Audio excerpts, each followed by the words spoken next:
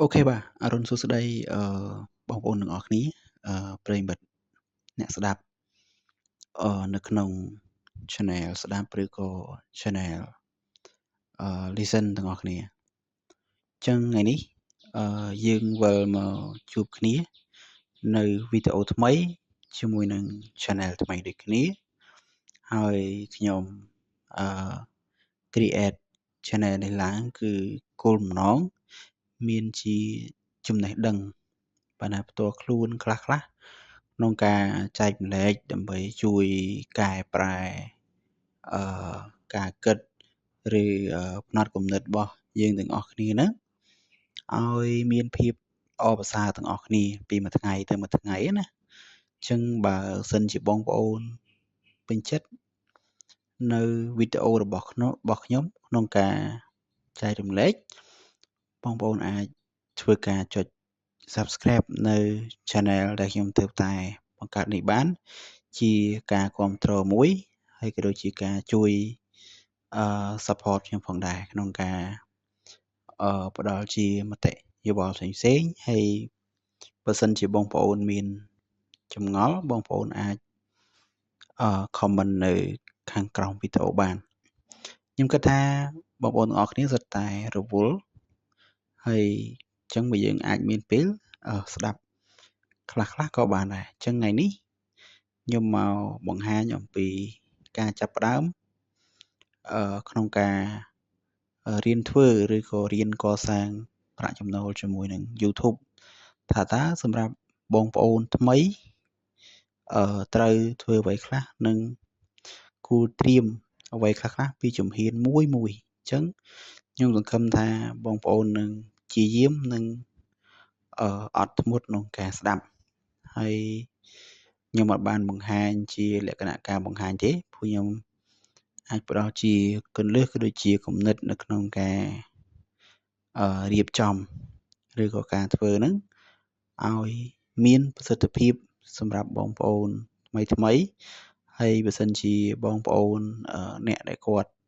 ចេះហើយក៏សូមអធ្យាស្រ័យបើខ្ញុំមានកំហុសឆ្គងកន្លែងណាមួយមិនច្បាស់ត្រង់ណាអាចជួយ comment កែតម្រូវខាងក្រោមវីដេអូទាំងអស់គ្នាបានហើយសង្ឃឹមថាបងប្អូនស្ដាប់ហើយមិនធុញទ្រាន់ទេហើយក៏សូមអធ្យាស្រ័យហ្នឹងហើយនេះគ្រាន់តែជាការចែករំលែកជាការផ្ដល់គំនិតជូនបងប្អូនទាំងអស់គ្នាអញ្ចឹងសម្រាប់អ្នកចង់ចាប់ផ្ដើមថ្មីបងប្អូនអាចstart ឬក៏ចាប់ផ្ដើមក្នុងការបង្កើត YouTube ថាតើបងប្អូនត្រូវត្រៀមអ្វីខ្លះដើម្បីអាចចាប់ឱកាសឬក៏អាចថាស្វែងរកកំណប់ជាមួយនឹង YouTube បានព្រោះYouTube គឺជាអាជីពមួយជាមុខរបរមួយបើអាចនិយាយឲ្យសាមញ្ញដែលលោកគ្រូមួយចំនួនគាត់ថាលុយនៅលើមេឃណាប៉ុន្តែអត់សូវមានអ្នកចាប់អារម្មណ៍ទេព្រោះអ្នកខ្លះគាត់គិតថាគាត់ធ្វើអត់បានខ្ញុំបើកវងកញ្ចក់កន្លែងនេះជាមួយបងប្អូនទាំងអស់គ្នាមួយណាត្រូវចាំថាជីវិតមនុស្សយើងម្នាក់មានរយៈពេលមួយថ្ងៃ24ម៉ោងដូចគ្នាអញ្ចឹងបងប្អូនកុំបាក់ទឹកចិត្តហើយកុំគិតថាខ្លួនឯងធ្វើមិនបានតែមិនរួចមនុស្សម្នាក់មុននឹងគេជោគជ័យទៅបានឬអាចទៅដើរទៅដល់ផ្លូវនោះបានគឺឆ្លងកាត់ឧបសគ្គច្រើនអញ្ចឹងដូចជាការរៀនសូត្របើធៀបជាមួយនឹងការរៀនសូត្រគឺយើងត្រូវប្រៀបធៀបជីវិតរបស់មនុស្សយើងប្រៀបបានដូចជាទារកទើបនឹងកើតអញ្ចឹងគ្មានអ្នកណាកើតមកចេះហើយគ្មានអ្នកណាចេះដោយគ្មានការព្យាយាមនោះទេអញ្ចឹងបងប្អូនកុំបាក់ទឹកចិត្តយើងត្រូវរៀនប្រៀបធៀបឲ្យត្រូវគ្នាដូចយើងដាំស្វាយហ្នឹងយើងមិនអាចទទួលបានផ្លែស្វាយញ៉ាំនៅថ្ងៃស្អែកទេអញ្ចឹងខ្ញុំគិតថាបងប្អូនទាំងអស់គ្នាត្រៀមចិត្តត្រៀមកាយមិនថាការងាររកស៊ីឬក៏ធ្វើការឲ្យគេទេត្រូវតែមានការ អត់ធ្មត់និងតស៊ូព្យាយាមឲ្យបានខ្ពស់ខ្ញុំគិតថាមិនយូរទេជីវិតយើងនឹងល្អប្រសើរបន្តិចម្ដងអញ្ចឹងថ្ងៃនេះពាក់ព័ន្ធជាមួយនឹងបងប្អូនដែលមានបំណងចង់ចាប់ផ្ដើមជាមួយនឹង YouTube ជម្រើសទី1បងប្អូនត្រូវមានអ៊ីមែលផ្ទាល់ខ្លួនបង្កើតអ៊ីមែលដែលស្តង់ដារអាចថ្ងៃខែឆ្នាំកណ្ដាលអាចដាក់ពិតក៏បានឬមិនពិតក៏បានអាស្រ័យលើបងប្អូនទាំងអស់គ្នាណាហើយមួយវិញទៀតពេលបងប្អូនបង្កើតអ៊ីមែលហើយបងប្អូនកុំភ្លេចដាក់ recovery មានន័យថាការពារchannel របស់យើងជៀសវាងពីការខូចកាលណាយើងខូចមិនបានន័យថាយើងភ្លេចទៅលើ password យើងមានrecovery email ហ្នឹងមានដូចជាemail ឬក៏លេខទូរស័ព្ទហ្នឹងគឺវានឹង forgot បានន័យថាវាឲ្យលេខ password មកយើងមិន request លេខ OTP 6ខ្ទង់ហ្នឹងនៅក្នុងការយើងបដូរលេខកូដសម្ងាត់ថ្មីបានណាជៀសវាងបងប្អូនមាន channel ហើយបងប្អូនភ្លេច password គឺបងប្អូនពិបាកក្នុងការឲ្យ channel នេះស្តង់ដាឬក៏អាចយក channel នេះមកវិញបានព្រោះយើងជៀសវាងយើងអត់ចាំលេខកូដសម្ងាត់ណាអញ្ចឹងលេខកូដសម្ងាត់គឺប្រៀបបានបើនិយាយពីកុងធនាគារវិញគឺវាប្រៀបបានដូចជាសោហឹមអញ្ចឹងបងប្អូនគួរតែចាំអញ្ចឹងជៀសវាងនៅពេលដែលបងប្អូនធ្វើវាជោគជ័យប៉ុន្តែបែរជាបងប្អូនច្រឡប់អាហោងកន្លែងហ្នឹងណាទី2បងប្អូន create channel នៅក្នុង YouTube ចឹងរបៀប create channel បងប្អូនអរគ្នាអាចស្វែងរកនៅលើ YouTube បានខ្ញុំគិតថា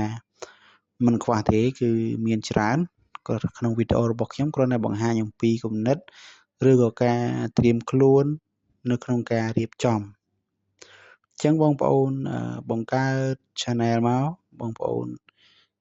ចង់ដាក់ចំណងជើងយ៉ាងម៉េចសម្រាប់ប្រិយមិត្តរបស់បងប្អូនអាចស្វែងរកឃើញតើឈ្មោះ channel បែបណាទើបវាមិនជន់គេច្រើនងាយស្រួលនឹងគេរកឃើញអញ្ចឹងខ្ញុំគិតថាពាក់ព័ន្ធជាមួយនឹងឈ្មោះរបស់ channel បងប្អូនអាចស្វែងយល់នៅក្នុងការដាក់ឬក៏ស្រាវជ្រាវដាក់បែបណាធ្វើឲ្យរៀងប្លែកគេហើយទាក់ទាញហើយអាចពេញនិយមស្របជាមួយនឹងមាតិកាដែលគេហៅថាcontent អញ្ចឹងបងប្អូនអាចរៀបចំ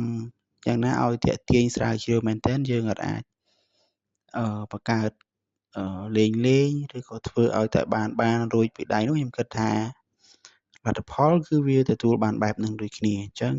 សង្ឃឹមថាបងប្អូននឹងយកចិត្តទុកដាក់និងរៀបចំ channel ឲ្យបានស្តង់ដារ